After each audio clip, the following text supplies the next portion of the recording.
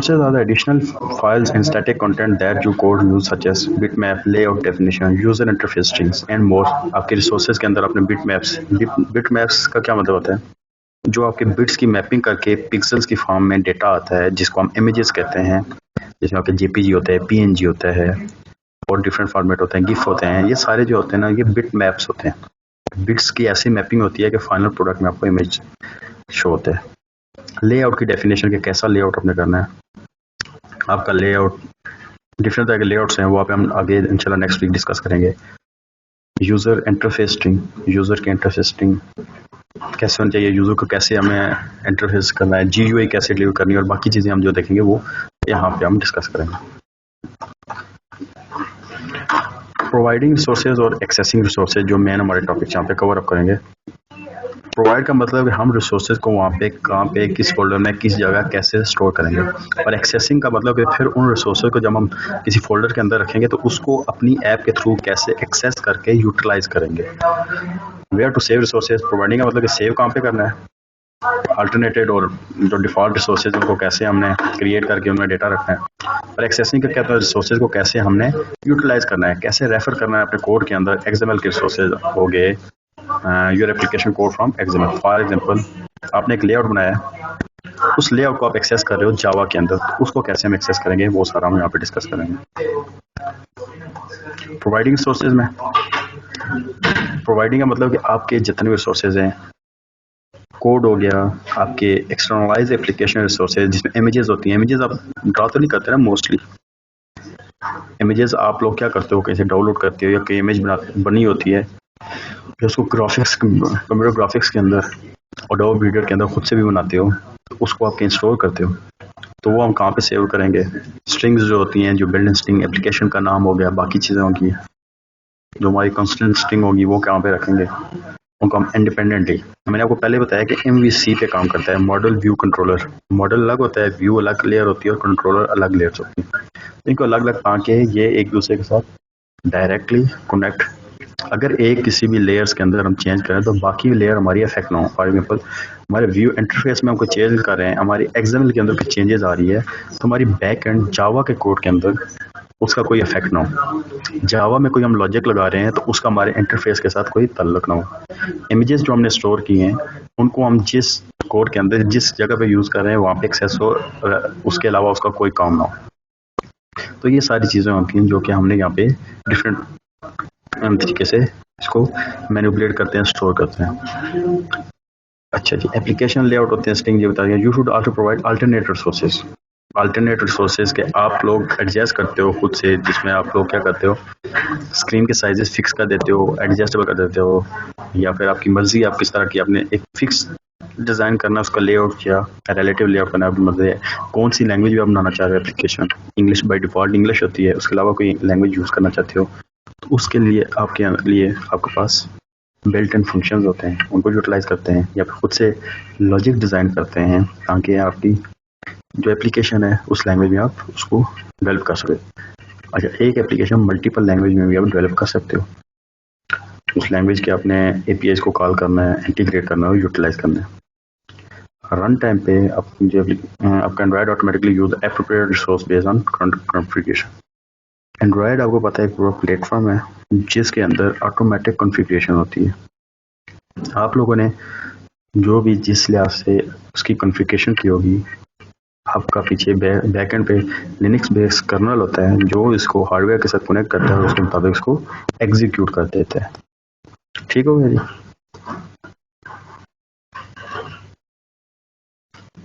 Default and alternative sources, ये हमने last time discuss किया था, नहीं किया था क्लास? हाँ जी क्लास, ये हमने लास्ट टाइम डिस्कस किया था या नहीं किया था?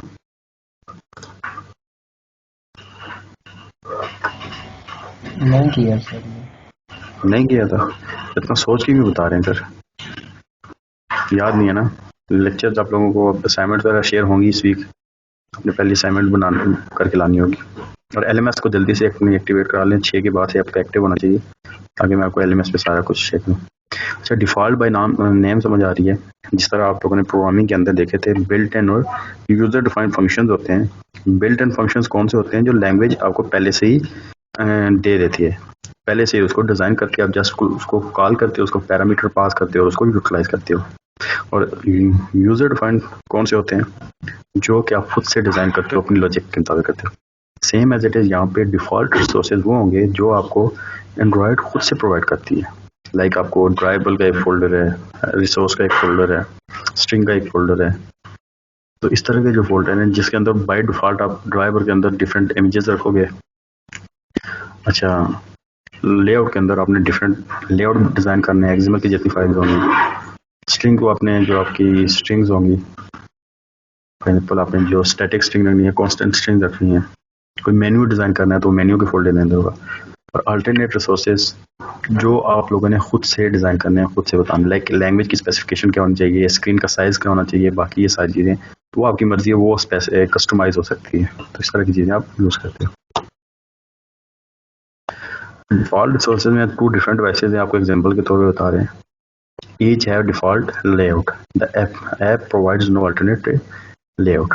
हमने इस पे अल्टरनेटिव लेआउट नहीं लगाया, हमने कहा यार जिस तरह हमने लीनियर फॉर एग्जांपल लेआउट ये लगाया हुआ है, तो उस लीनियर लेआउट का फ्लो या इसकी जो एग्जीक्यूशन होगी वैसे ही सेम शो होगी। तो अब देखो एपीके इसको जब हमने इसकी बनी है और इसको हमने एग्जीक्यूट किया, रन किया इस कोड को, तो हमारे पास स्मॉल जो डिवाइस है, छोटी जो मोबाइल डिवाइस है, उस पर तो हमारे बड़ा अच्छा व्यू आ रहा है। लेकिन आपको जो टैबलेट के ऊपर व्यू आ रहा है वो देखें बड़ा वो अजीब सा आ रहा है कि आपको बस बड़े बड़े आपको text view edit text show हो रहे हैं और बड़ी बड़ी स्क्रीन शो हो रही है। तो इसमें क्या है, क्योंकि हमने डिफ़ॉल्ट रिसोर्सेज प्रोवाइड किए और जो बाय डिफ़ॉल्ट इसकी सेटिंग बनती है एंड्रॉयड के अंदर, तो उसके मुताबिक डिस्प्ले हो रहा है। तो यहाँ पे आप लोग अल्टरनेट रिसोर्स अगर लगाओगे, अल्टरनेट सोर्स लगाओगे तो आपको देखो मोबाइल में उसका व्यू उसी तरह नज़र आ रहा है। लेकिन हमने क्या कि स्क्रीन का साइज़ बड़ा हो जाता है, हमने स्क्रीन के साइज़ के अकॉर्डिंग डिस्प्ले कराना है। तो आगे जाके बताता हूँ डिफरेंट स्क्रीन साइजेस क्या होते हैं। अगर हमने कह दिया कि यार स्क्रीन का साइज़ छोटा है, 320x760 है, तो आप उसको ये व्यू करा दो। और अगर इसका साइज़ बड़ा आ रहा है तो आप उसमें क्या करो, उसमें आप इसकी अल्टरनेट लेआउट प्रोवाइड किए उसको आप डिस्प्ले करा दो।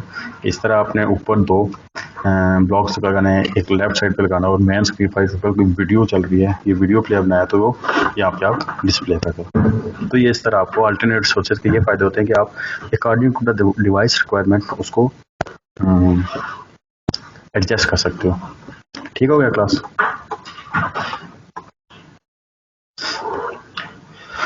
Grouping resource types.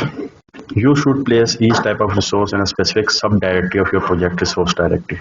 So आप लोगों ने डिफ़ॉल्ट जितनी भी आपको डायरेक्टरीज बनी हुई नज़र आएंगी रिसोर्स फोल्डर के अंदर, आपने उसके अकॉर्डिंग वहाँ पे भी डेटा को प्लेस करना है। अब ये नहीं कि आपने लेआउट जो एक्सएमएल फाइल है वो आपने ड्राइवर के अंदर रख दिया और ड्राइवर के अंदर आपने लेआउट के अंदर इमेज कर दिया, तो वो आपको पहले ही एरर दे देगा। जब आप प्रोग्राम को एग्जीक्यूट करेंगे तो आपको एरर शो कर देगा। For example here is the file hierarchy of simple project. Simple आपके बाय डिफॉल्ट प्रोजेक्ट है, तो इसके अंदर आपने देखा होगा एंड्रॉयड स्टूडियो में आपका रिसोर्स होता है। रिसोर्स में आपका पहला सब फोल्डर है ड्राइवर, तो इसके अंदर सारे आपने इमेजेस रखने होंगे, जितने भी आपके ऐप के अंदर इमेजेस यूज हो रहे हैं वो आपने यहाँ पे रखने हैं। फिर लेआउट है, लेआउट के अंदर आपने जितने भी आपकी एक्टिविटी डिज़ाइन हो रही हैं, जो यूज़र को डिस्प्ले होना है इंटरफेसेस, वो सारे रखने हैं। और वैल्यूज़ के अंदर आपके कुछ सब क्या नाम है स्पेसिफिक डेटा आ सकता है, जिस तरह स्ट्रिंग आ गया, कलरिंग स्कीम आ गई, कुछ और आप डेटा रखना चाहते हैं तो वो वैल्यूज़ के अंदर रखेंगे। अच्छा, वो कह रहे हैं कि नेवर, ये आपने ख्याल रखना है, क्वेश्चन है कि never save resource file directly inside the resource directory, it will cause a compiler error. आपने रिसोर्स फाइल डायरेक्टरी को रिसोर्स डायरेक्टरी के अंदर नहीं रखना, जो रिसोर्स फाइल है उसको जिस सीक्वेंस में है जहाँ पे उसको उसी तरह से रखना है, नहीं तो आपको एरर दे देगा कंपाइल। ये मैं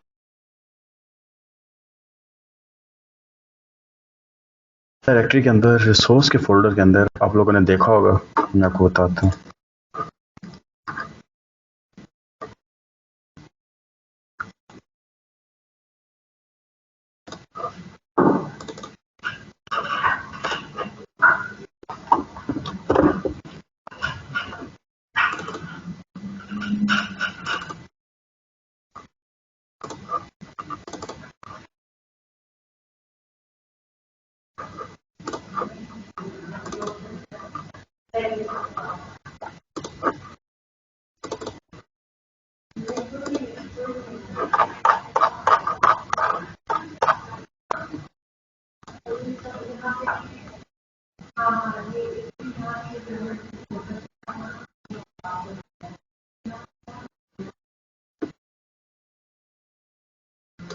जब वो स्क्रीन शो हो रही है यहाँ पर, अगर आप देखो तो आपको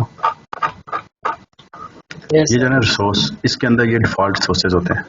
ये रिसोर्स का फ़ोल्डर है, इसके अंदर ड्राइव होता है, लेआउट होता है, मेन्यूज़ होते हैं, वैल्यूज़ होते हैं। इसके अलावा आप अल्टरनेट रिसोर्सेज भी रखना चाहो तो रख सकते हो, वो सारे इसके अंदर होते हैं। ये एनिमेटर हो गया, एनिमेशन के लिए अलग से, कलरिंग होगी, driver, mini map, layout, menu, रा, वैल्यूज़, एक्सएमएल। ठीक है, तो इसमें फर्स्ट ऑफ ऑल एनिमेटर में क्या होता है, आप XML file that define property animations को सारों को आप यहाँ पे रखते हो। बाकी आपने डिटेल में देखना है तो इसका मैंने रेफरेंस यहाँ पे ऐड किया, आप इस रेफरेंस में जाके मज़ीद एंड इसको डिटेल में पढ़ सकते हो। एनिमेशन है तो यहाँ पे एक्सएमएल फाइल होती है जो ट्वीन एनिमेशन, ये एनिमेशन की एक टाइप होती है जिसमें बेसिकली उसकी मूवमेंट, उसकी डायरेक्शन जो है 3D व्यू में डिस्क्राइब करने के लिए होती है। इसको भी आपने देखना है तो आप यहाँ पे इस रेफरेंस में देख सकते हो। अच्छा, ऐप के अंदर डिफरेंट कलर यूज़ करना है, colour state list, different colouring scheme, जो लिस्ट बनाना चाहते हैं उनकी कलरिंग कोड के अगेंस्ट कलर का नाम देते हैं और उसको यूटिलाइज कर सकते हैं, यहाँ पे सेव करेंगे। उसके बाद ड्राइवर के अंदर आपने सारी जो है इमेजेस आसान लफ्जों में, बिट मैप फाइल्स और XML files that are compiler to driver resources, वो सारे अपने यहाँ पे रखना है। बिट मैप फाइल जितनी भी आपकी, बिट मैप क्या होता है, इसमें आपकी driver files for different launcher icon densities. HD अपने इमेजेस की अपनी डिफरेंट कैटेगरीज बना ली, HD इमेजेस की, मीडियम जो क्वालिटी के इमेजेस, लो क्वालिटी इमेजेस और XHD इमेजेस, इस तरह डिफरेंट तरह के आप उसकी कैटेगरीज बना के आप यहाँ पे उनको डिफरेंटली रख सकते।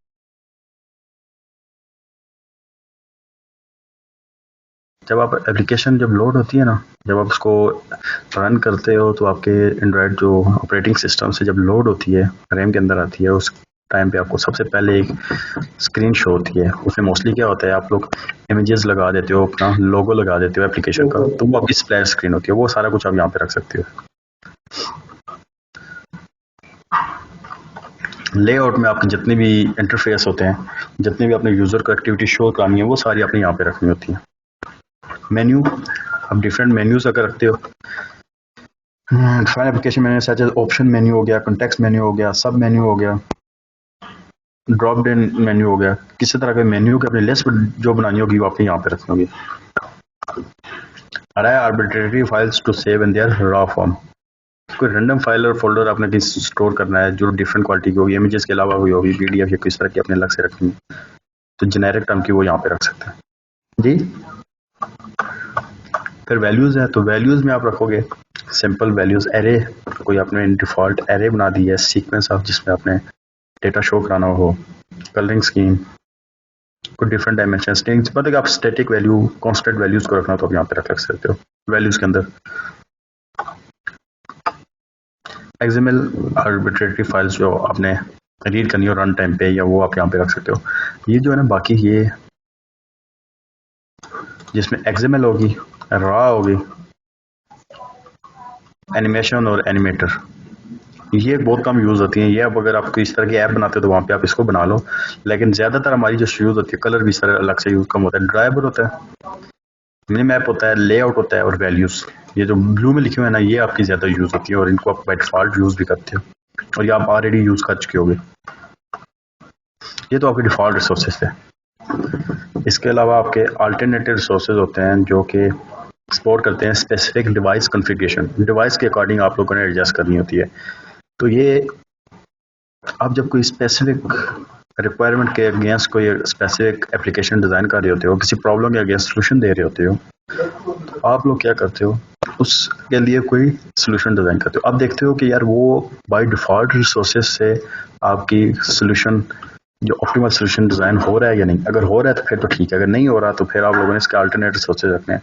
लाइक कोई कह रहा है कि यार मुझे ना किसी और लैंग्वेज में चाहिए, इंग्लिश में नहीं चाहिए एप्लीकेशन, हमें उर्दू में चाहिए, तो आप उर्दू के लिए फिर उर्दू के अल्टरनेट रिसोर्सेज प्रोवाइड करेंगे, तो उर्दू लैंग्वेज को इंटीग्रेट करेंगे और उसको फिर वहाँ पे जितने भी आपके लोगो होंगे, इंटरफेसेस होंगे, उसका वो सारा कुछ उर्दू ज़ुबान में होगा। फॉर एग्जाम्पल आप कहते हो यार एक ऐसे बंदे के लिए जो अंडर मैट्रिक है उसके लिए आप डिज़ाइन कर रहे हो एक एप्लीकेशन, अच्छा You should provide alternative sources to support specific device configuration. ठीक है, to specify the group of sources are for a specific configuration बता चुका हूँ आपको. इसमें भी सीधा रिसोर्स नेम होगा और कॉन्फ़िगरेशन क्वालिफायर होगा. रिसोर्स का नाम इसमें और उसके बाद आपने कॉन्फ़िगरेशन क्वालिफायर बताना है. डिफॉल्ट में क्या होता है, रिसोर्स का नाम इसी तरह, उसके बाद उसके सब फोल्डर उसको हमने डिज़ाइन करना है, जिसको हमने पहले डिस्कस किया था लास्ट क्लास में. Here are some default and alternate sources. और यहाँ पे देखो ये आपके डिफ़ॉल्ट सोर्सेज है, इसका आइकन है, background.png है, ये आपके डिफ़ॉल्ट सोर्सेज है, ये जो ऊपर है. और ये जो आपका ये अल्टरनेट सोर्सेज है, ड्राइवर के अंदर हमने एक कोड रख दिया है HDPI, हाई डेंसिटी, जो हमारे पिक्सेल्स के होंगे वो इमेजेस बाय डिफ़ॉल्ट हमने ये रखी है ड्राइवर के अंदर, और ये मैंने अल्टरनेट रख दिया है. और दोनों फ़र्क क्या होगा कि ये जो आपके क्या है नॉर्मल क्वालिटी के इमेजेस हैं और ये HD क्वालिटी में हमने रख दी हैं, दोनों बेसिकली आइकन ही. फ़ायदा क्या होगा, ये जो आपका आइकन है ये हर डिवाइस पे एग्जीक्यूट होंगे. हो सकता है कई आपकी अच्छी डिवाइसेज हों जब हाई क्वालिटी के पिक्सल्स को वो उसके अंदर VGA क्वालिटी हाई हो तो वहाँ पे हाई क्वालिटी की शो कर देंगे, तो वो अपने जो भी है अकॉर्डिंग टू डिवाइस वो आपको एडजस्ट कर देगा. अच्छा, provide alternative sources name exactly same as the default sources file. अच्छा, अल्टरनेटिव सोर्सेज के नाम भी वही होंगे जो डिफॉल्ट सोर्सेज के नाम होंगे, नाम सेम होंगे. अब डिवाइस क्या करेगी, डिटेक्ट करेगी करंट डिवाइस कॉन्फ़िगरेशन. करंट आपकी जो भी डिवाइस की कॉन्फ़िगरेशन होगी उसको रीड अप करेगी और उसके मुताबिक आपकी डिवाइस की जो आपने HD क्वालिटी को रखा हुआ है डिवाइस जो अपने मोबाइल है, तो उसमें आपको अल्टरनेट सोर्सेज जो भी आपके रखा हुआ है बेस्ट सोर्सेज, अगर आपने नॉर्मल क्वालिटी में रखा है तो उसको क्या करेगी, जो आपकी डिफ़ॉल्ट है वो ले आपको प्रोवाइड कर देगी. तो जो आपकी मोबाइल डिवाइस की जो भी आपकी एप्रोप्रिएट जो कॉन्फ़िगरेशन होगी उसके अकॉर्डिंग उसको लोड कर देगी. Android supports several configuration qualifier and you can add multiple qualifier to one diagram by separating the each qualifier with dash. आपकी जो है ना डिवाइस के अंदर भी ऑप्शन बहुत सी आती हैं. लाइक आप लोगों ने ये तो देखा होगा ना एक कि लैंग्वेज की ऑप्शन आती है कि लैंग्वेज कौन सी है, UK इंग्लिश यूज़ करनी है, या फिर आप लोगों ने ख़ास करके जब आप लोग इंस्टाग्राम यूज़ करते होगे, यकीनन करते होगे, इंस्टाग्राम की ऐप के अंदर उन्होंने 2 डिफरेंट तरह की आपके पास ऑप्शन दे देता है. कभी कभी पूछता है कि आपने कौन सी इंग्लिश यूज़ करना है, US base English qualifier use करना है या फिर UK बेस यूज़ करना है. इस तरह से जो भी आप सेट करोगे उसके मुताबिक एडजस्टमेंट हो जाएगी, आपकी लोड होगी और उसको फिर एग्जीक्यूट कर देगा. ठीक है, एंड्रॉइड सपोर्ट सेवरल कॉन्फ़िगरेशन, इस तरह जो आपने सेट करोगे वही होगा.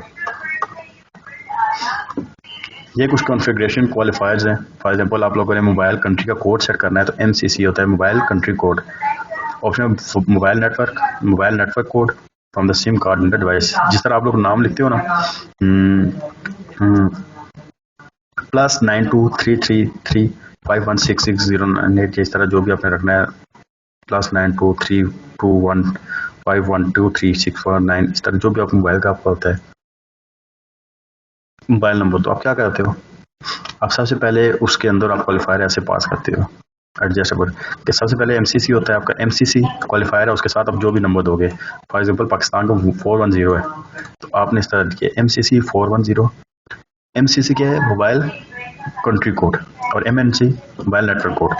उसके अंदर क्वालिफायर है, MCC करेंगे तो मोबाइल कंट्री कोड, फिर 410 आपने जस्ट जेवला रखा तो वो क्या करेगा, मोबाइल कंट्री कोड सेट करेगा. अगर आपने उसका एडजस्टमेंट जेवल कर देंगे तो वो क्या करेगा, मोबाइल कंट्री कोड प्लस फिर mobile network code. Country 410 for example Pakistan है और 01 है नेटवर्क कोड मोबलिंक का. तो इस तरह वो एडजस्ट कर देता है सिम के कार्ड के डिवाइस की कॉन्फ़िगरेशन हो जाती है कि हाँ या इस डिवाइस में यही चलेगा. या फिर आप जस्ट कंट्री कोड रख देते हो 410, तो उसके अंदर जो भी आता है नेटवर्क को उसके मुताबिक एडजस्ट कर देते हैं. तो ये इस तरह की डिफरेंट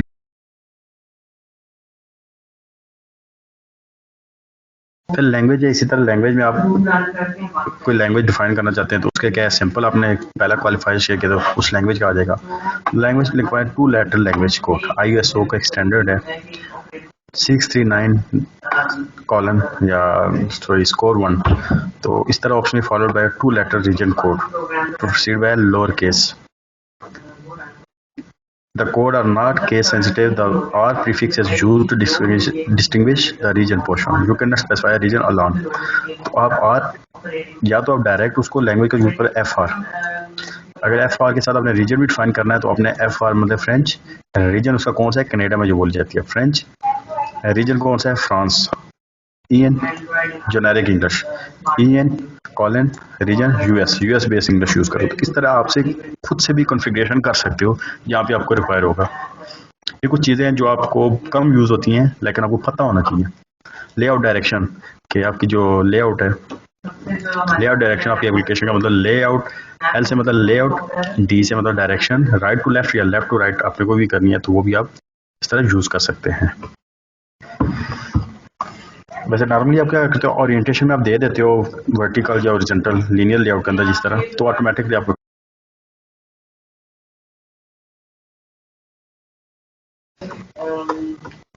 अच्छा आप स्क्रीन का साइज भी अपनी मर्जी से रख सकते हो, small, normal, large, extra large.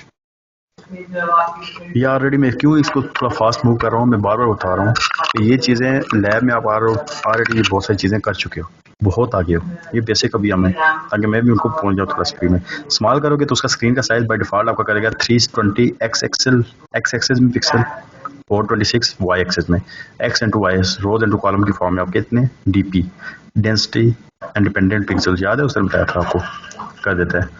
Normal में आपका 320/5 470 होता है, लार्ज में 480/640, एक्स्ट्रा लार्ज में 720। इस तरह डिफरेंट आप वर्ड यूज़ करते हो तो उसके अकॉर्डिंग वो उसको एडजस्ट कर देता है। अच्छा स्क्रीन का स्पेक भी आप कर सकते हो, लॉन्ग है नॉट लॉन्ग है, ये भी आपकी मर्जी है, ये आपने सर्चिंग करनी है थोड़ी सी। ओरिएंटेशन फॉर ये तो आपको मैंने बता भी दिया, ये तो आपने कर चुके होगे कि आपने उसका कौन सी रखनी है, लैंडस्केप रखनी है या पोर्ट्रेट रखनी है। लैंडस्केप के लिए आप वर्टिकल का कीवर्ड यूज़ करते हैं ओरिएंटेशन के अंदर, लैंडस्केप में हॉरिजॉन्टल। तो ये डिफरेंट एट्रीब्यूट से ऊपर लैंग्वेज का यूज़ करोगे, स्क्रीन एस्पेक्ट का यूज़ करोगे, स्क्रीन साइज का, लेआउट डायरेक्शन का, लैंग्वेज का, रीजन का, तो जो जो आप एट्रीब्यूट यूज़ करोगे तो उसमें आप ये वाली वैल्यूज़ दोगे तो उसके अकॉर्डिंग वो एडजस्ट कर देगा। ये जो ब्लू में यहाँ पे, ये ब्लू में इस तरह ये वाला आप ये वाली वैल्यू दोगे, स्मॉल दोगे तो उसके मुताबिक स्मॉल साइज का स्क्रीन का कर देगा, नॉर्मल करेंगे तो ये कर देगा। अच्छा स्क्रीन साइज लॉन्ग है और नॉट लॉन्ग करोगे तो उसके अकॉर्डिंग वो वाइडर और उसकी हाइट इनटू वाइड्स में सेटिंग कर देगा। वर्टिकल ओरिएंटेशन और हॉरिजॉन्टल भी आप कर सकते हो एप्लीकेशन की।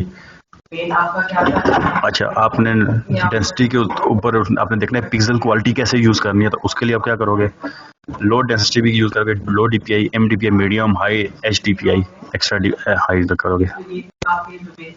अच्छा API लेवल भी आप एडजस्ट करना सकते हो तो आपकी मर्जी है, नहीं तो बाय डिफ़ॉल्ट उसको अल्टरनेट जितनी मैं बता रहा हूँ ना, तो अल्टरनेट रिसोर्सेज आपकी मर्जी है, आपकी रिक्वायरमेंट के अकॉर्डिंग करना चाहते हो तो कर सकते हो, डिफ़ॉल्ट वो खुद से ही सेट कर देता है। तो वर्जन 3, वर्जन 4, वर्जन 7, वर्जन जो भी आप API लेवल सेट करना चाहोगे, API लेवल तो आपको क्या करोगे वो भी सेट कर सकते हो। कॉन्फ़िगरेशन क्वालिफायर में विड्थ और हाइट और इस तरह की वो भी चीज़ें आप कर सकते हो अदर क्वालिफायर्स में। UI मोड फॉर एग्जांपल कि आपने यूज़र इंटरफेस मोड कौन सा सेट करना है कार के लिए, आपने देखा होगा डिवाइसेस जो कार के अंदर होती हैं, जो गाड़ियों के अंदर लगी होती हैं, तो उनका अपने वो लैंडस्केप होता है या हॉरिजॉन्टल व्यू होता है और उसके अंदर आपने क्या किया था, उसके बटन्स, उसके स्क्रीन साइज, उसका एडजस्टेबल उसके अकॉर्डिंग रखते हो। डेस्क है तो डेस्क के अकॉर्डिंग मतलब कि आप एक PC या एक टैबलेट के अकॉर्डिंग कर सकते हो। टेलीविज़न का मतलब बड़ी है, आप 32x32 इंच 48 इंच के अकॉर्डिंग। अप्लाइंसेस फॉर एग्जांपल, और भी आपको पता है IoT बेस्ड आजकल डिवाइसेस आ रही हैं, तो डिफरेंट आपकी इलेक्ट्रॉनिक अप्लाइंसेस के अंदर डिफरेंट डिवाइसेस लगी होती हैं एंड्रॉइड बेस्ड जो ऑटोमेटिकली एडजस्ट कर रही होती हैं, तो उसके अकॉर्डिंग आपने कौन सा UI मोड रखना है। नाइट मोड के रात को यूज़ करने में, रात को उसके फीचर्स को आप या फॉर एग्जांपल उसके बटन की लाइट्स ऑन कर देते हो, तो उसके लिए आप नाइट मोड ऑन करते हो खुद से। अगर नाइट मोड करोगे तो वो ऑन हो जाएगा, नॉट नाइट करोगे तो वो नहीं होगा। और बाय डिफ़ॉल्ट एप्लीकेशन की उसकी मर्जी है, जो उसके अंदर पहले से आपकी डिवाइस के अंदर कॉन्फ़िगरेशन होगी वही पिक कर लेगा। टच स्क्रीन साइज फिंगरप्रिंट है या नॉट टच आप रखते हो, आजकल टच स्क्रीन आती है। कीबोर्ड अवेलेबिलिटी, क्या आपकी कीबोर्ड अवेलेबल होना चाहिए, शो होना चाहिए या नहीं होना चाहिए, अगर होना चाहिए तो कौन सी टाइप का होता तो है ही, मस्ट है। कीज़ एक्सपोज हैं, की हिडन हैं, की सॉफ्ट है, इसके अलावा भी बहुत से आप आजकल ऐप्स बनी हुई हैं जिनको डाउनलोड करके आप इंटीग्रेट भी कर सकते हो। प्राइमरी टेक्स्ट इनपुट मेथड आप कौन सा कर रहे हो, कीज बेट कर रहे हो, नॉर्मली आजकल जो कोई क्वालिटी होता है जो नॉर्मल लैपटॉप का होता है, उसी को ही मोबाइल के अंदर उसी सीक्वेंस में होता है। उसके अलावा नॉन कीज़ होती हैं या 12 कीज़ बेस होता है, बड़े बड़े बटन होते हैं। और 12 कीज़ कौन सी, जो पुराने सैम्बियन मोबाइल के अंदर नहीं होता था, बटन लगाते थे 1 2 3 4 5। 2 के ऊपर ए भी प्रेस होता था, 2 दफ़ा 2 को प्रेस करो, बी होता था, 3 दफ़ा सी होता था, डी फिर 1 दफ़ा प्रेस करो। वो वाले बटन आप रखना चाहते हो वो कर सकते हो आप। क्वालिटी का मतलब लैपटॉप की कर सकते हो। नॉन कीज़ विदाउट की आप रख सकते हो, टच के मुताबिक आप लिखते जाओ। नेविगेशन कीज़ के आप किसी भी फीचर को हाइड एंड शो करना चाहो, नेविगेट करना चाहो, मूव करना चाहो, वो भी आप कर सकते हो। और इस तरह के आप बहुत से फीचर्स हैं, ये 16-17 आपको बताएं। इसके अलावा भी आप क्वालिफायर कर सकते हो, आप सर्च कर सकते हो। Qualifier name, rules, directories can not be nested. अच्छा हाँ, ये वाला पॉइंट, ये पॉइंट याद रखिएगा, क्योंकि बाकी चीज़ें जेनेरिक हैं, वो आप देख लेना। अल्टरनेट रिसोर्सेज के अंदर डायरेक्टरीज को नेस्टेड नहीं कर सकते। नेस्टेड का क्या मतलब, एक डायरेक्टरी के अंदर दूसरी डायरेक्टरी को यूज़ नहीं कर सकते। ये आपने ख्याल करना है, ये आपने जो है ना ब्लेंडर नहीं मारना, वरना आपको जो है ना एप्लीकेशन एग्जीक्यूट और प्रॉपर्ली आपको आउटपुट नहीं देगी। पहली तो बात है कंपाइल टाइम एरर दे देगी। अगर ना भी दिया तो आपकी देखेंगे वो उसको एक्सेस ही नहीं करेगा। तो अल्टरनेटिव रिसोर्सेज जितने भी हम देख रहे हैं, उसको डायरेक्टरी के अंदर डायरेक्टरी नहीं करना, सीधे डायरेक्टरी के अंदर सीधा डेटा डालना है। डिफॉल्ट में आप कर सकते हो। अच्छा, मल्टीपल ऊपर ही है कि मल्टीपल जो आप क्वालिफायर्स हैं आप उनको सिंगल सेट में ही बता सकते हैं। ड्राइबल, इंग्लिश लैंग्वेज, रीजन यूएसए, और उसका क्या कह रहे हो, स्कोप क्या, उसका ओरिएंटेशन क्या होनी चाहिए, लैंडस्केप होनी चाहिए। क्वालिफायर का एक ऑर्डर होना चाहिए, उसी ऑर्डर से उसको एक्सेस किया जाए।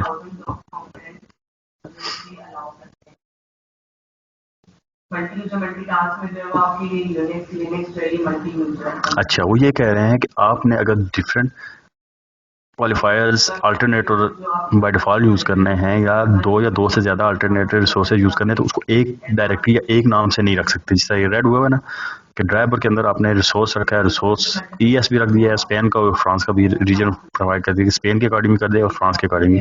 ऐसे नहीं कर सकते। आपको ड्राइवर के अंदर 2 डिफरेंट रिसोर्स डायरेक्टरीज क्रिएट करनी होगी, रिसोर्स स्पेन के लिए अलग और फ्रांस के लिए अलग। और आपको उसके फिर क्या होगा, उस रीजन के अकॉर्डिंग फिर या तो ये वाला एक्सेस होगा या ये होगा। तो इसमें दोनों को एक साथ रखोगे तो वहाँ पे सारा एक्सेस नहीं हो सकेगा। ठीक है, सेम टाइप की डिफरेंट टाइप की आप कर सकते हो। यहाँ पे लैंग्वेज कर लिया और लैंडस्केप कर लिया, वो आप एक ही यूज़ कर सकते हो।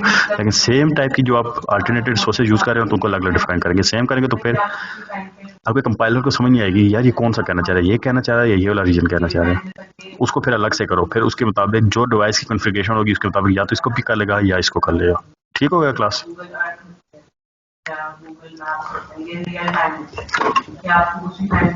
अच्छा, डिवाइस की कंपैटिबिलिटी के लिए वो कह रहे हैं कि बेस्ट है कि आप लोग ऑलवेज प्रोवाइड करो default resources, then create alternate sources for specific device configuration using configuration qualifier. आप लोग सबसे पहले तो उसको डिफ़ॉल्ट कॉन्फ़िगरेशन प्रोवाइड मस्ट करो, उसके बाद अगर आप देखते हो तो आप अल्टरनेट रिसोर्सेज प्रोवाइड करो।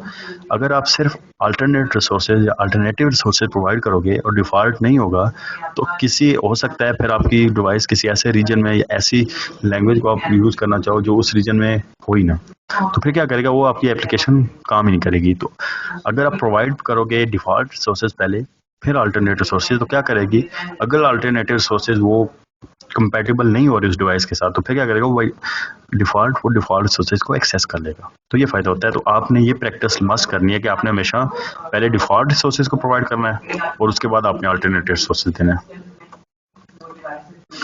चलिए, रिसोर्सेज को हमने देख लिया, दोबारा से समरी सारी बता देता हूँ अभी तक जो हमने डिस्कस किया। तो अभी तक हमने देखा है यार क्या होते हैं आपके रिसोर्सेज, क्या होते हैं डिफ़ॉल्ट रिसोर्सेज, क्या होते हैं डिफ़ॉल्ट रिसोर्सेज के अंदर हमने 1 बाय 1 सारों को देखा है, जिसमें आपको ड्राइबल का क्या काम है, लेआउट का क्या काम है, वैल्यूज़ का क्या काम है, मेन्यूज़ का क्या काम है, एनिमेटर का क्या काम है, एनिमेशन का क्या काम है।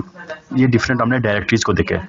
फिर डायरेक्टरीज़ के अंदर हमने देखा है एक एग्जांपल के तौर पे, जिस तरह मैंने आपको ड्राइबल के अंदर हमने एक डिफ़ॉल्ट रिसोर्सेज बनाए थे और एक अल्टरनेट रिसोर्सेज, वो मैं आपको दोबारा से बता देता हूँ ताकि आपको ये जितनी कहानियाँ मैं सुना रहा हूँ क्लियर हो जाए। ये हमने क्या किया है, ये डिफ़ॉल्ट रिसोर्सेज बाय डिफ़ॉल्ट आप जब इमेजेस रखोगे तो वो ड्राइबल के अंदर आ जाएगा, और हमने साथ में ही अल्टरनेट रिसोर्सेज भी प्रोवाइड कर दिए हैं, HDPI icon.png, और इसको वही इमेजेस वही हैं, सिर्फ उसको क्या हुआ है उसकी क्वालिटी है उसको हमने चेंज कर दिया है कि। और अल्टरनेट रिसोर्सेज रखने का हमारे सिंटेक्स क्या होता है, ड्राइवर स्कोर और उसके बाद जो भी आपने रखना है।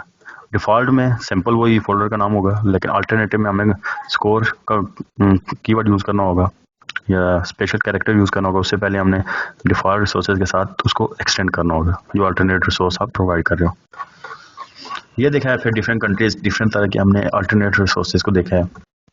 फिर कॉन्फ़िगरेशन क्वालिफायर्स देखे हैं, क्या हो सकते हैं, कैसे हम उनको सेट कर सकते हैं, उनके नेम्स, वो सारे हमने देखे हैं। अब एक्सेसिंग रिसोर्सेज, रिसोर्स को एक्सेस कैसे किया जाता है, यहाँ तक तो समझ आ गई। ठीक है यार, हमने रख लिया, हमने इमेजेस के अंदर स्टोर कर लिए, लेआउट भी बना लिए, सब कुछ कर लिया। अब ऐप के अंदर इसको इंटीग्रेट कैसे करेंगे? एक्सेस करने के लिए मस्ट है कि one you provide a resource in your application you can apply a referencing bye it's resource ID. आपने जब भी कोई भी चीज़ बनानी होगी रिसोर्स के अंदर, आया कि वो आप लोग लेआउट बना रहे हो, कोई स्ट्रिंग कर रहे हो, कोई कर्निंग सील कर रहे हो, तो आपने उसके लिए मस्ट है कि आपने उसको एक आईडी देनी है। आईडी आप दोगे तो वो आईडी से एक्सेस होगा, और आईडी हमेशा यूनिक होती है। उस आईडी को जब हम कॉल करेंगे अपने फॉर एग्जांपल जावा के कोड के अंदर, तो हमें समझ आ जाएगी यार हम कौन से वाले रिसोर्स के अंदर कौन से व्यू या सब व्यू या कौन से हम विगेट्स या डिजिट की बात कर रहे हैं जिसको एक्सेस करना है। R sources are defined in your project R class which automatically generated. R class आपकी होती है बाय डिफॉल्ट बिल्ट इन, उस जनरेट हो जाती है जब भी आप रिसोर्स फोल्डर को एक्सेस करते हो। तो R क्लास के अंदर सारी आईडी जो होंगी हमारी वहाँ पे ऐड अप होती जाएंगी, ऑटोमेटिकली जनरेट होती जाएंगी। तो रिसोर्स R क्लास हमारी बेसिकली बिल्ट इन क्लास है जो कि रिप्रेजेंट करती है रिसोर्सेज को। रिसोर्सेज की क्लास को हमने R क्लास सब क्लास उसका रखा है। For each type of resource there is an R sub type. R की सब टाइप होगी, R रिसोर्स क्लास है उसकी सब टाइप। फॉर एग्जांपल ड्राइवेबल है तो ड्राइवेबल के लिए हमारी R डॉट ड्राइवेबल होगी, जिसका मतलब है कि हम सब क्लास ड्राइवेबल को कॉल कर रहे हैं, या उसकी child class resource parent class है, ड्राइवेबल उसकी चाइल्ड क्लास है। तो उस चाइल्ड क्लास के अंदर जितने भी अपने स्पेसिफिक लॉजिक हैं, जितने भी आपने इमेजेस रखे हैं, तो उनको वहाँ पे उनको उसके अगेंस्ट आईडी जनरेट करेगी जो आप लिखोगे, जो नाम रखोगे। And for each resource of that type, there is a static integer. For example, r.dribble.icon. आप लोगों ने क्या किया, आपकी मेन क्लास R है, उसकी सब क्लास ड्राइवेबल है, और उसके अंदर हमने आइकन हमारा एक आईडी है। अब वो क्या करेगा, इस आईडी को जो है ना, ऊपर लिखा हुआ है कि स्टैटिक इंटीजर इसको देगा। यहाँ पे तो हमने स्ट्रिंग पास किया आइकन, लेकिन उसको पास करेगा। पास का मतलब चेंज करेगा एक डेटा टाइप से दूसरे डेटा टाइप के अंदर। तो वो क्या करेगा, हमारी जो आइकन है, आइकन के अगेंस्ट एक इंटीजर वैल्यू जनरेट करेगा और उसको स्टोर करेगा रिसोर्स की क्लास के अंदर। This integer is the resource ID that you can use to retrieve your resources. तो ये हमारी इंटीजर जो क्लास है रिसोर्स आईडी होती है, जो कि यूज करती है और रिट्रीव करती है रिसोर्सेज को। Resource ID is also composed of the resource type. Resource की टाइप कौन सी है, each resource is group into type, या स्ट्रिंग होगी या ड्राइवर होगी या लेआउट होगा, जो भी होगा आपका। उसके बाद उसका क्या होगा, दो चीजें होंगी, resource type, resource name, which is either the file name including the extension और द फाइल दैट एक्सएमएल, या उसका कोई एट्रीब्यूट हो सकता है। या तो पूरी आप अगर फाइल को एक्सेस कर रहे हैं, किसी लेआउट को एक्सेस कर रहे हैं, तो क्या होगा, r.layout activity underscore main, activity underscore main जो आपका XML है, तो उस पूरी फाइल का नाम आप लिखोगे। या फिर उसके अंदर से आप किसी एक एट्रीब्यूट को एक्सेस कर रहे हो, तो आप क्या कर रहे हो, किसी एक बटन को एक्सेस कर रहे हो, तो वहाँ पे r डॉट आपका लेआउट हो जाएगा। लेआउट आपने एक्सेस कर लिया, तो उसके बाद क्या हो जाएगा, डॉट आईडी, लेआउट के अंदर जो भी आपकी आईडी है या टेक्स्ट है, मेन है, आइकन है, जिसे पीछे हमने रखा, तो आइकन को इस तरह एक्सेस कर लेंगे। तो एक्सक्लूडिंग एक्सटेंशन को हम यहाँ पे नहीं लिखते, और हम उसको लिखेंगे कैसे, वैल्यू कैसे होगी, एक्सएमएल में एंड्रॉइड के बाद कॉलन, फिर नेम एट्रीब्यूट, जो भी अपने हम यूज करते हैं। आगे एग्जांपल बताता हूँ, आपको क्लियर हो जाएगा। इधर source is simple value such as a string, अगर सिंपल स्ट्रिंग है उसको स्ट्रिंग ही लिखेंगे। कैसे, अच्छा दो तरीके हैं, पहले मैं आपको बता दूँ एक्सेसिंग रिसोर्सेज को, एक एक्सएमएल के अंदर, एक कोड के अंदर। एक्सएमएल के अंदर आप जो रिसोर्सेज लिखोगे उनको आपने जावा के अंदर एक्सेस करना होगा, और एक जावा में डायरेक्टली आप उनको कोई आईडीज देख के उनको लिख सकते हो। पहले हम देखते हैं एक्सएमएल के अंदर कैसे होती है। ये जो आपको ऊपर बताया ना, ये XML के अंदर कैसे होती है, ये लोग इसके एग्जांपल देखते हैं। XML के अंदर कैसे होता है, use special XML syntax that also correspond to the resource ID defined in your R class such as string और hello। आपने क्या करना है, आपका correspond करेगा रिसोर्स आईडी को जो आपकी R क्लास के अंदर होगी। R क्लास के अंदर हमारी, मैंने आपको पहले बताइए क्या होगी, स्ट्रिंग होगी, ड्राइवेबल होगा, लेआउट होगा, इस तरह की आपकी सब क्लासेस है। हम फॉर एग्जांपल उस सब क्लास को कॉल करेंगे। फॉर एग्जांपल हम स्ट्रिंग की बात करें, हमने एट स्ट्रिंग हमारा जो रिसोर्स टाइप है, उसके बाद हमने उसका क्या किया दिया, उसका एट्रीब्यूट कर दिया, या उसके आईडी को हमने यहाँ पे नाम लिया। String is the resource type and hello is the resource name. तो रिसोर्स टाइप बताएंगे तो फॉरवर्ड स्लैश, फिर उसके बाद रिसोर्स नेम बताएंगे। You can use this syntax in XML resource any place where a value is expected that you provide in a resource। और इसका XML के अंदर आप कहीं भी प्लेस कर सकते हो, जहाँ भी आप इसको यूज करेंगे। जहाँ भी स्ट्रिंग के अंदर आपने हेलो रखा है, तो अब इस हेलो को आप कहीं भी XML के अंदर यूज कर सकते हो, कहीं भी इसको एक्सेस कर सकते हो। रिसोर्स को एक्सेस करने के लिए ये उसका सिंटैक्स है @ पैकेज नेम, जिस तरह स्ट्रिंग का नाम दिया था, या एंड्रॉयड हो गया, रिसोर्स टाइप कौन सी आ गई, हमारी स्ट्रिंग आ गई, उसके बाद रिसोर्स नेम हेलो जिस तरह आ गया। पैकेज नेम क्या होता है, is the name of the package in which the resource is located, not required when referencing resources from the same package. Package name में क्या होता है कि हम लोग रिसोर्स को लोकेट करते हैं, हमें जरूरत नहीं पड़ती रेफरेंसिंग फ्रॉम द सेम। अच्छा, आपने एंड्रॉयड की डिफरेंट मॉड्यूल्स बना रहे हैं एक एप्लीकेशन के, उस मॉड्यूल्स के आपने डिफरेंट मॉड्यूल बना रहे हैं और सारे module at the end integrate होंगे और एक फाइनल आपकी एप्लीकेशन बनेगी। आपने क्या किया, एक मॉड्यूल को एक पैकेज बना लिया, उसके अंदर सेम क्लासेस जितनी भी हो रही हैं उनको आपने लिख लिया। एक और मॉड्यूल बनाया, उसमें पैकेज बी हो गया और उसके अंदर उससे रेलिवेंट क्लासेज होगी। फॉर एग्जाम्पल आप यूनिवर्सिटी के सिस्टम को ऑटोमेट कर रहे हैं, तो उसमें आप क्या करेंगे, मॉड्यूल 1 है तो उसमें आपने मैनेज कर लिया सारा रजिस्ट्रेशन सिस्टम। अब रजिस्ट्रेशन सिस्टम से रिलेटेड जितने भी आपकी लॉजिक्स होगी, जितनी भी क्लासेस होंगी, वहाँ पे आप लिख लोगे स्टूडेंट की डिटेल्स, फैकल्टी की डिटेल्स, कोर्सेज की डिटेल्स, आपस में उनकी इंटीग्रेशन, वो सारी आप वहाँ पे लिखोगे।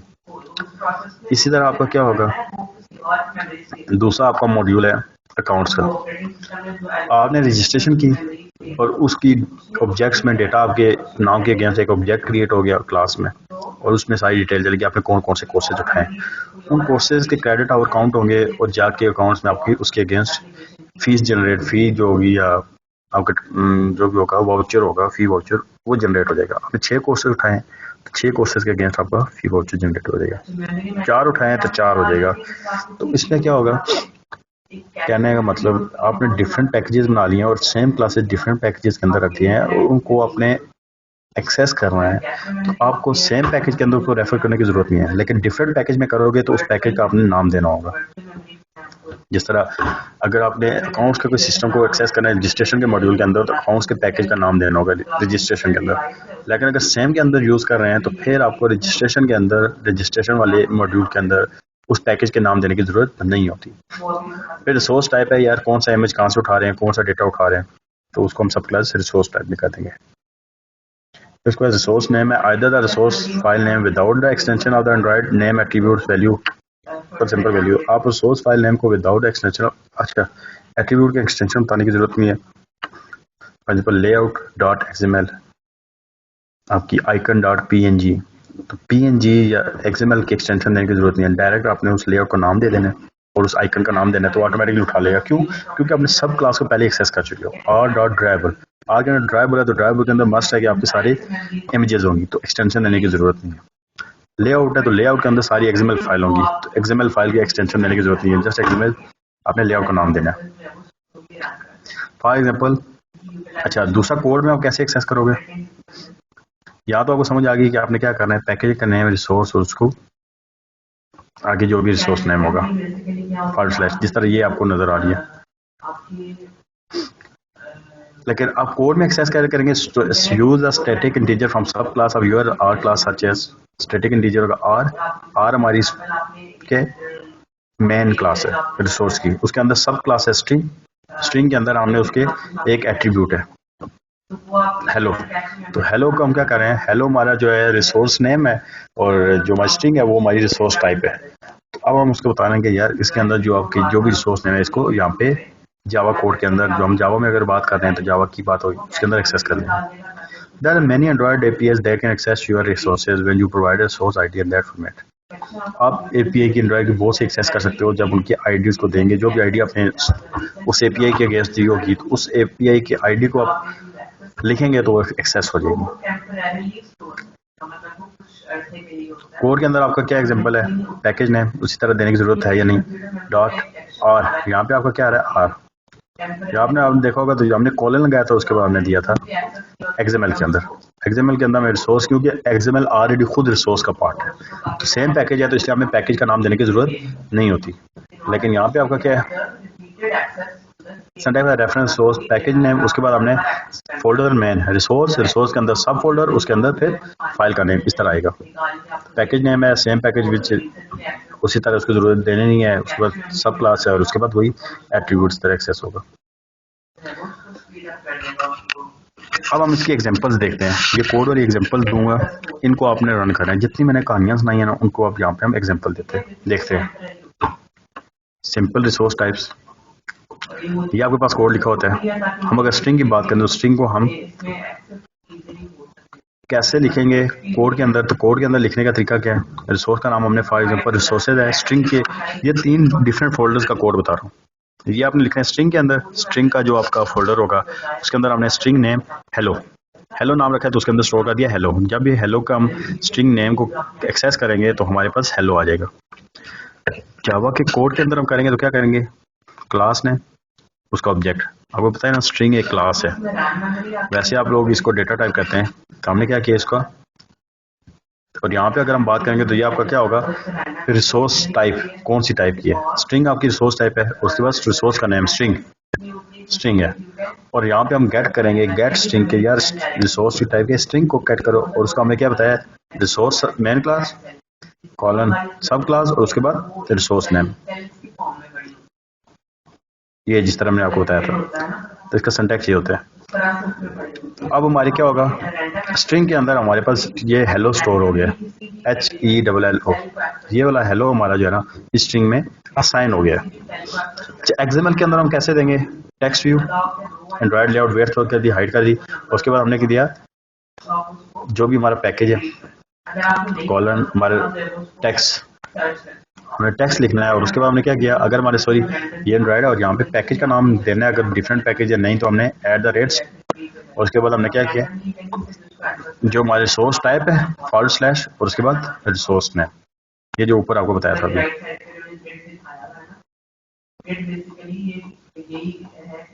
ये एक्सेसिंग इस तरह @ रिसोर्स टाइप, उसके बाद रिसोर्स / उसके बाद रिसोर्स नेम।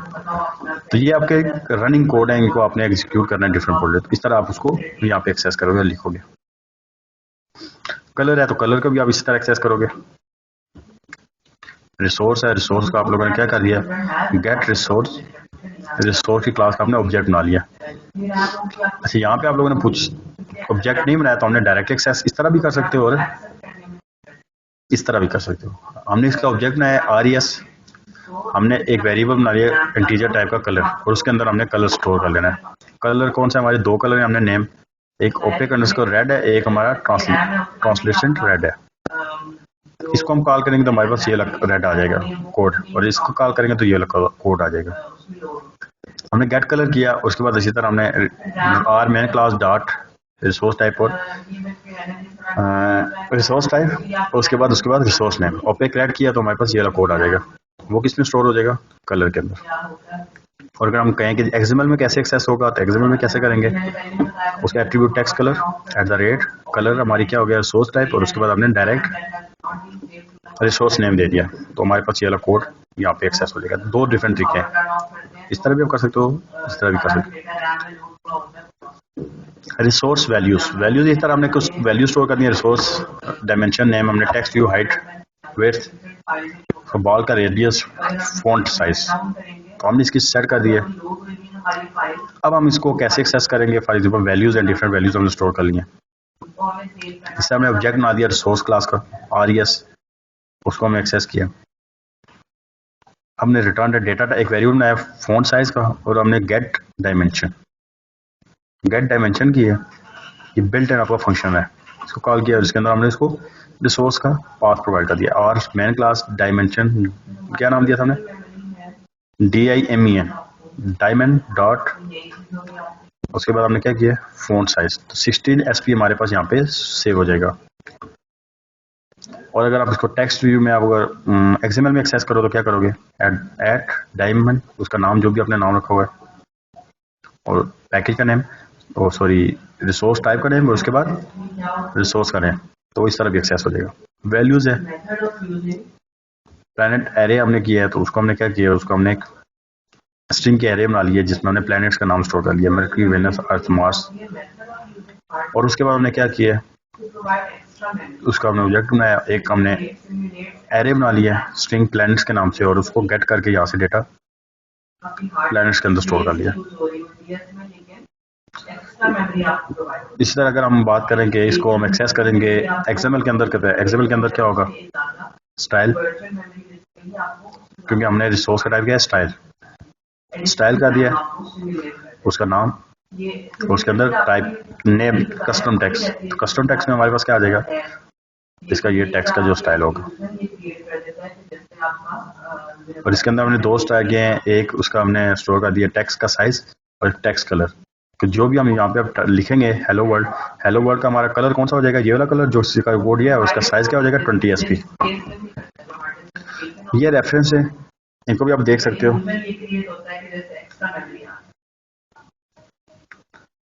तो आप उसको देख के आप उसको एक्सेस कर लेना। ये